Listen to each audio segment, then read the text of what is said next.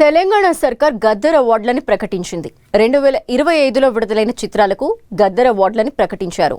ఇందులో మెగాస్టార్ చిరంజీవికి ఎన్టీఆర్ జాతీయ పురస్కారం, ప్రముఖ నటుడు కమల్ హాసన్కి పైడి జయరాజ్ అవార్డు, గేయ రచయిత సుధాల అశోక్ తేజకు సినారే అవార్డులు వరించాయి. ఏఎన్ఆర్ అవార్డు నటి జయసుధకు ప్రకటించారు. 2025 జనవరి 1 నుంచి డిసెంబర్ 31 వరకు central board of film certification ద్వారా సర్టిఫికేట్ పొందిన చిత్రాలకు, షార్ట్ ఫిల్మ్స్కి ఈ అవార్డులు ప్రకటించారు.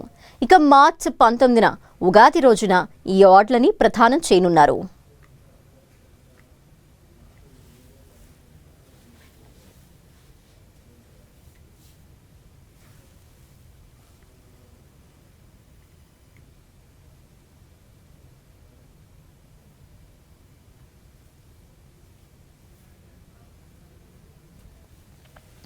తెలంగాణ గద్దర్ ఫిలిం అవార్డులని ప్రకటించారు.